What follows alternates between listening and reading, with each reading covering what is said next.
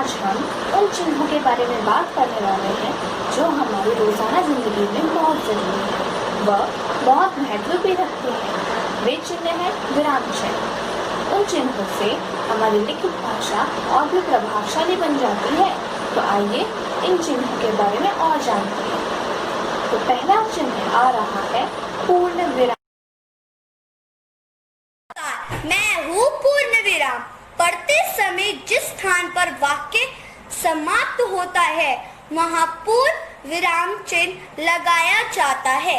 उदाहरण जैसे मुझे भूख लगी है, उसके अंत में पूर्ण विराम चिन्ह का प्रयोग होता है। दूसरा, हमारे शहर में कई मंदिर हैं। पूर्ण विराम के बारे में बहुत जानकारी प्राप्त की, लेकिन अब हम चलेंगे हमारे अगले विराम चिन्ह की ओर। हमारा अगला विराम चिन्ह है प्रश्नवाचक चिन्ह। आइए जानते हैं प्रश्नवाचक चिन्ह के बारे में।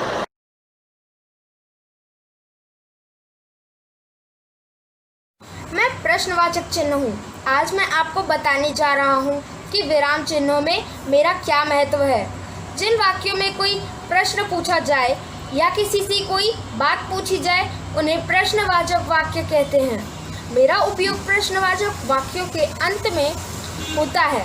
इसके कुछ उदाहरण भी हैं, जैसे तुम क्या कर रहे हो, तुम कहाँ रहते हो आदि। दोस्तों, आपने अभी प्रश्नवाचक चिन्ह के बारे में भी बहुत जानकारी प्राप्त की, परंतु अब हम बढ़ेंगे हमारे अगले विराम चिन्ह की ओर।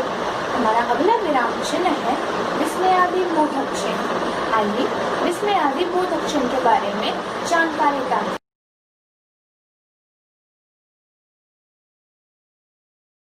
मैं हूँ विस्मयादि बोधक चिन्ह और आज मैं आपको बताऊंगी कि विस्मयादि बोधक चिन्ह होता क्या है और उसके कुछ उदाहरण।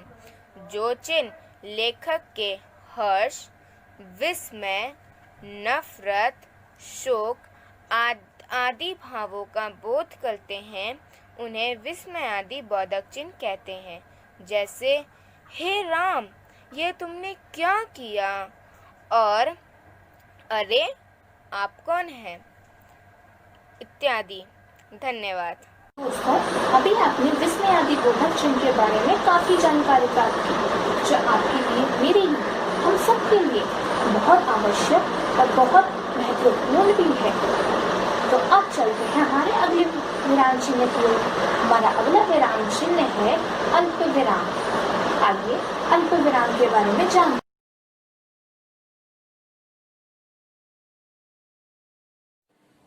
नमस्ते, मैं हूँ अल्प विराम। बोलते या पढ़ते समय हम जहाँ थोड़ी देर के लिए रुकते हैं वहाँ हम अल्प विराम लगाते हैं। जैसे हाँ, मैंने सारा काम खत्म कर लिया है, नहीं, आज मैं बाजार नहीं जाऊंगी। धन्यवाद। दोस्तों, आपने अभी अल्प विराम के बारे में भी काफी कुछ जाना। अब हम चलेंगे अगले चिन्ह की ओर। हमारा अगला चिन्ह है अर्धविराम। आइए अर्धविराम के बारे में जानते हैं।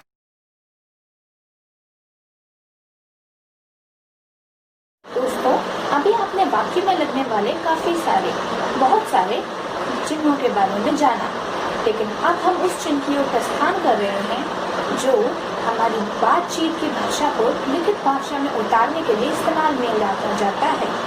तो आइए उसके बारे में जानते हैं। वह चिन्ह है उदाहरण चिन्ह। चलिए उसके बारे में आप जानकारी प्राप्त करें।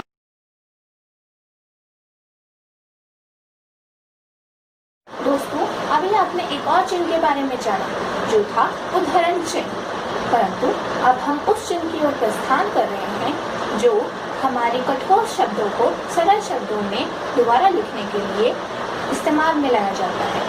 वह चिन्ह है कोष्ठक चिन्ह। आइए कोष्ठक चिन्ह के बारे में जानते हैं।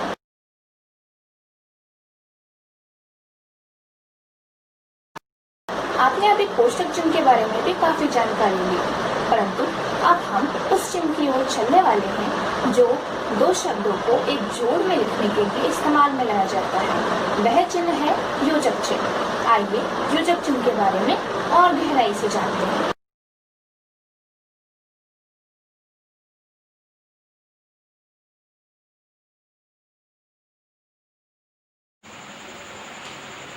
योजक चिन्ह का प्रयोग शब्दों के जोड़ों के बीच शब्दों को दोहराने की स्थिति में तथा स से सी के साथ किया जाता है, जैसे अमीर गरीब, सुख दुख, गुलाबी सी, लिखते लिखते आदि। नमस्कार, मैं रिया कक्षा 7वीं की छात्र आज आप सबको कोष्ठक चिन्ह के विषय में कुछ बताना चाहती हूँ। शब्द या वाक्य का अर्थ स्पष्ट करने के लिए कभी कभी कोष्ठक के भीतर उसका अर्थ लिख दिया जाता है। जैसे वाक्य के 3 भेद कोष्ठक प्रकार होते हैं। धन्यवाद।